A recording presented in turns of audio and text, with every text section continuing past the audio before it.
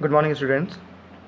अपना आज का चैप्टर है second order differential equation with variable coefficient, या इसे अपन बोल सकते हैं second order linear differential equation with variable coefficient. Now this equation is in the form a naught d2y by dx square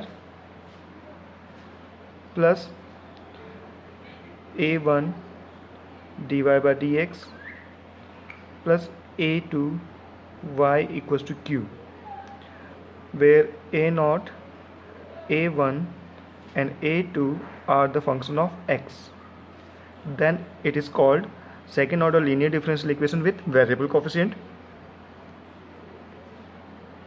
और अगर a नॉट a1 और a2 constant होते हैं तो वो कहलाता है अपना second order linear differential equation with constant coefficient. तो this are the difference between variable and constant coefficient. Now इसके अंदर अपना फर्स्ट मेथड है homogeneous linear differential equation.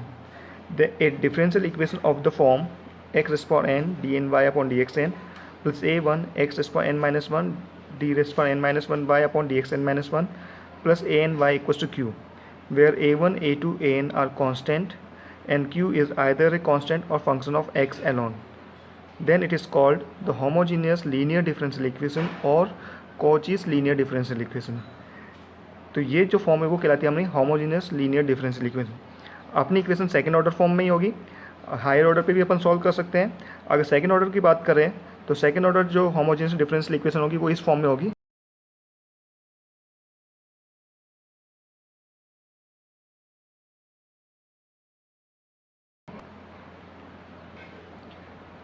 a naught x square d2y upon dx square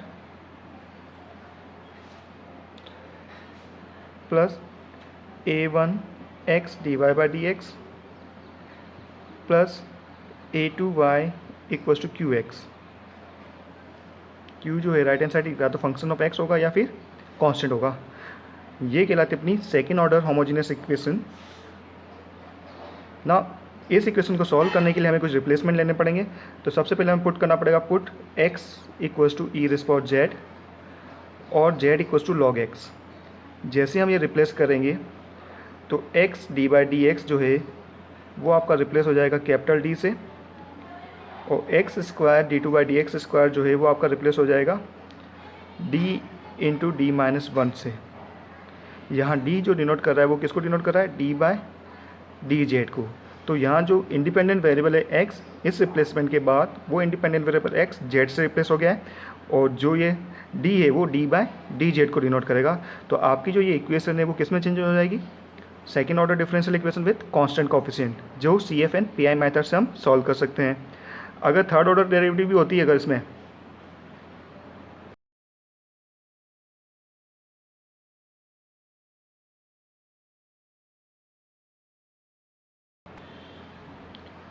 अगर third order derivative अपने पास होती है x cube D cube upon d x cube, तो उसे रिप्लेस कर देंगे डी माइनस 1 डी माइनस 2।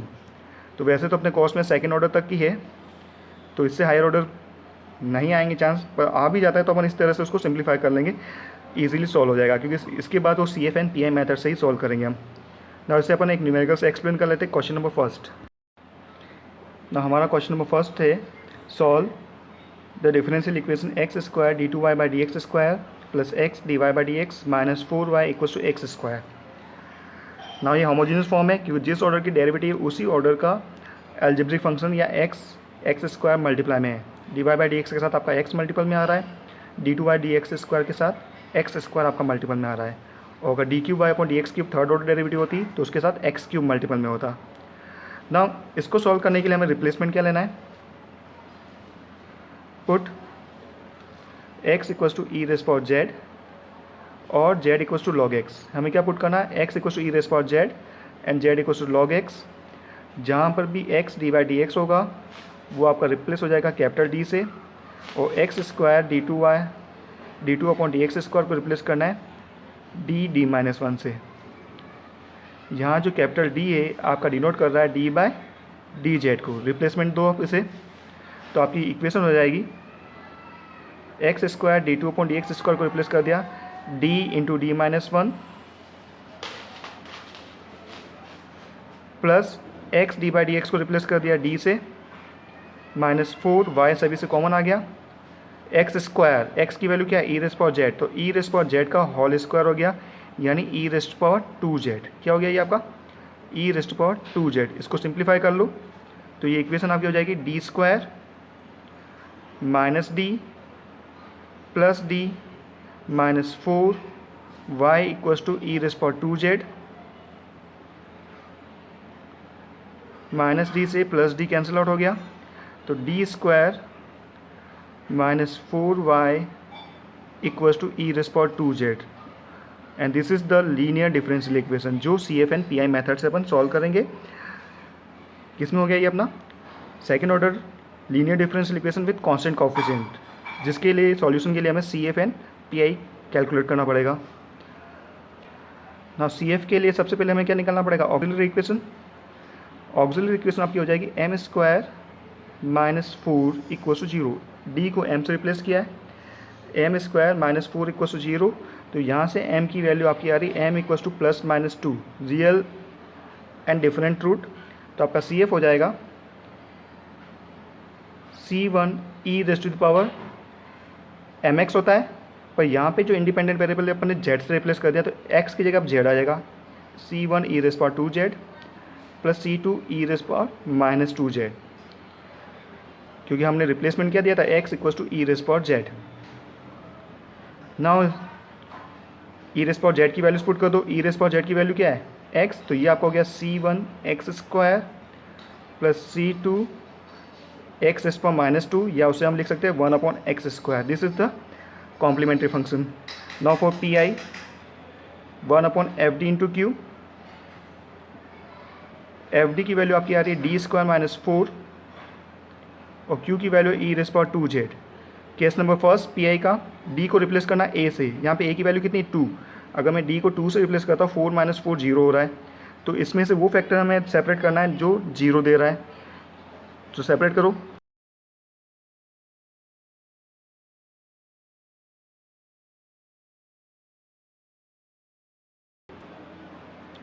तो अपना आ जाएगा ये डी स्क्वायर माइनस 4 को अपन लिख सकते हैं D plus 2 into d minus 2, ए स्क्वायर माइनस बी स्क्वायर का फॉर्मूला, ई रेज़ पावर 2z। अब आप डी को रिप्लेस करो ए से, डी को रिप्लेस करना ए से उस फैक्टर में जो 0 नहीं दे रहा, 0 कौन सा फैक्टर दे रहा है डी माइनस 2, तो डी माइनस 2 वाला जो फैक्टर है वो तो उसमें कोई चेंजेस नहीं करेंगे अपन, डी माइनस 2, और जो डी प्लस 2 वाला फैक्टर है उसमें डी को रिप्लेस कर दो ए से, तो 2 प्लस 2 कितना हो गया ये 4 हो गया, ई रेज़ पावर 2z। ना 1/4 कांस्टेंट है बाहर आ गया, ना 1/d माइनस 2, अब d को अगर a से रिप्लेस कर रहे हैं तो अपना 0 आ रहा है जो एग्जिस्ट नहीं करता है, तो यहाँ अपन एल हॉस्पिटल रूल यूज़ करेंगे, न्यूमरेटर और डिनोमिनेटर का d के रेस्पेक्ट में डिफ्रेंसिएशन। तो न्यूमरेटर का तो हो जाएगा इंटीग्रेशन, तो 1 का इंटीग्रेशन हो गया z, क्योंकि यहाँ पे इंडिपेंडेंट वेरिएबल आपका z है, और d माइनस 2 का डिफ्रेंसिएशन हो गया 1 ई रेज़ पावर 2z, तो 1/4 z की वैल्यू पुट कर दो, z इक्वल्स टू क्या था, z इक्वल्स टू क्या सपोज किया था log x,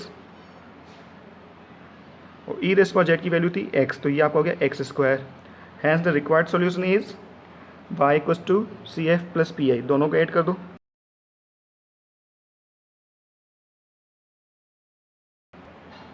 hence the required solution is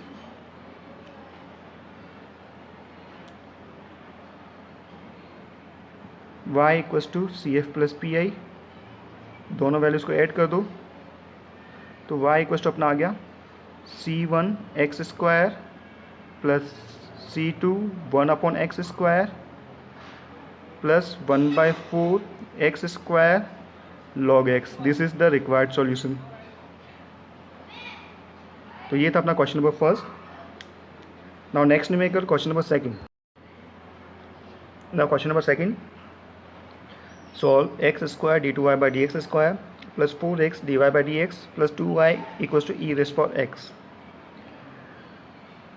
तो जिस ऑर्डर की डेरिवेटिव है उसी ऑर्डर का एल्जेब्रिक फंक्शन, यानी dy बाई dx के साथ x, d2y by dx square साथ x स्क्वायर मल्टीपल में, तो ये अपनी क्या होगी homogeneous linear differential equation of second order.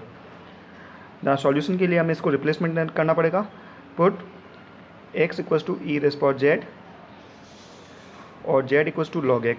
z को आपको रिप्लेस करना है log x से, तो आपका x d by d x जो है वो रिप्लेस हो जाएगा कैपिटल D से, और x square d two y by d x square अपना रिप्लेस हो जाएगा d into d minus one से, और यहाँ पे जो कैपिटल D है वो रिप्लेस कर रहा डिनोट कर रहा है d बाई डी जेड को। यानी यहाँ जो इंडिपेंडेंट वेरिएबल है वो चेंज हो गया है, x की जगह अब z यूज़ हो रहा है ना। वैल्यूज़ पुट करो तो अपनी इक्वेशन हो जाएगी d into d minus one plus 4d plus 2y common आ जाएगा सभी से, e रेस्ट पावर x की value e raised power z, तो ये आपका हो जाएगा e raised power e raised power z ना। इसको सिंप्लीफाई करेंगे तो अपनी इक्वेशन आ जाएगी d square minus d plus 4d plus 2y equals to e raised power z। तो ये अपना हो गया d square plus 3d plus 2y equals to e raised power z, and this is second order linear differential equation with constant coefficient. ना इसके solution के दो part होते हैं, CF and PI। First we have to calculate complementary function यानी CF। ना CF के लिए ऑक्सिलरी इक्वेशन निकालो, इस FD वाले पार्ट में D को M से रिप्लेस करेंगे तो अपनी ऑक्सिलरी इक्वेशन हो जाएगी, इसके लिए अपनी ऑक्सिलरी इक्वेशन हो जाएगी m square plus 3m plus 2 equals to 0। ना इसके लीनियर फैक्टर क्या हो जाएंगे, m plus 1 into m plus 2 equals to 0, तो m इक्वल्स टू अपना आ गया -1 एंड -2। तो अपने रूट्स क्या हैं, m इक्वल्स टू -1 एंड -2, तो अपना CF हो जाएगा C1 e raised power minus z plus C2 e raised power minus का 2z। Now z e raised power z equals to क्या है x, तो इसको चेंज कर दो वैल्यूज़ को, तो C1 x की power -1 plus C2 x raised power -2। This is the value of complementary function. Now PI के लिए अपना होता है 1/FD इंटू क्यू। 1/FD है आपका, FD की वैल्यू है D square plus 3d plus 2, और Q की वैल्यू है e raised power z। Now exponential है और एक्सपोनेंशियल की पावर में अगेन एक्सपोनेंशियल फंक्शन है, तो ये स्पेशल केस में काउंट होगा, और इसका PI निकालने के लिए हमें जनरल केस यूज़ करना पड़ेगा, और जनरल केस के लिए हमें इसको लीनियर फैक्टर में सेपरेट करना पड़ेगा। तो इसके लीनियर फैक्टर करो, लीनियर फैक्टर क्या हो जाएंगे इसके d+1 इंटू d+2।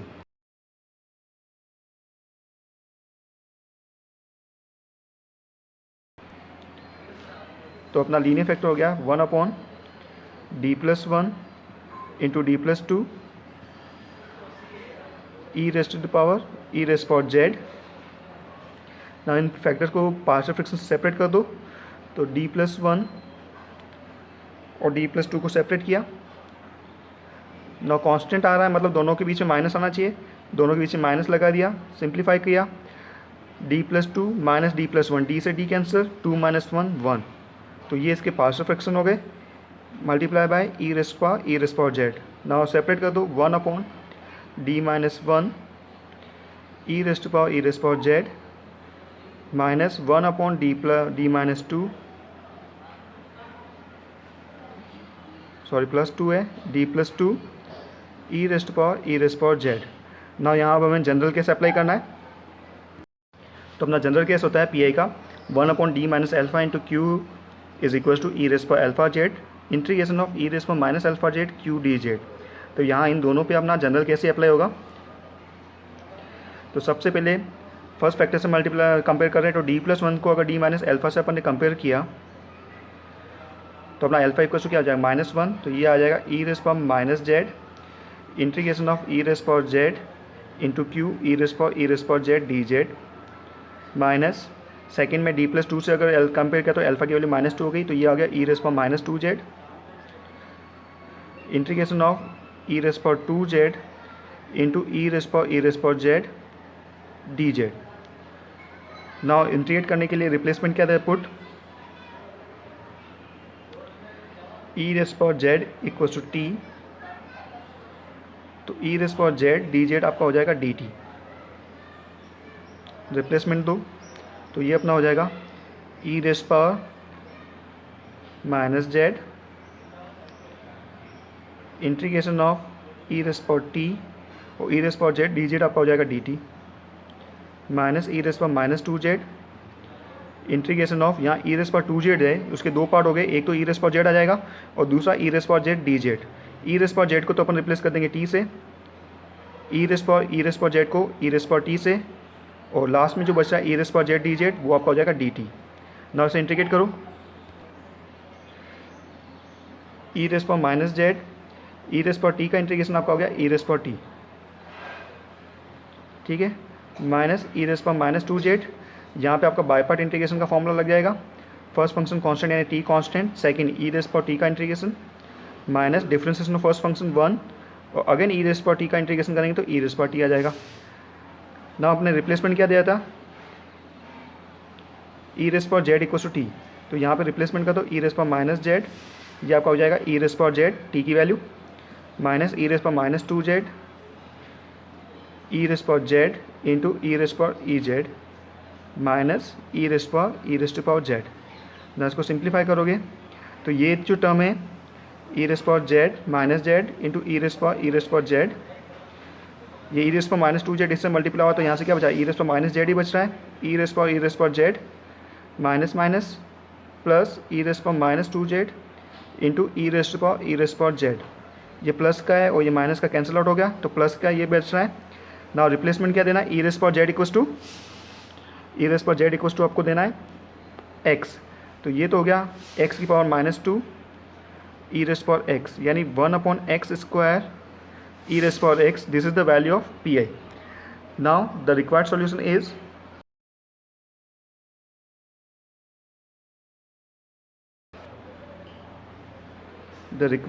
इज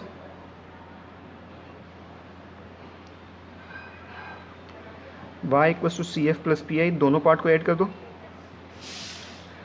तो y इक्वस टू अपना सी एफ था c1 x की पावर माइनस वन, जैसे अपन c1/x प्लस c2 x की power minus to, c2/x square plus p I 1/x square e raise power x, this is the required solution.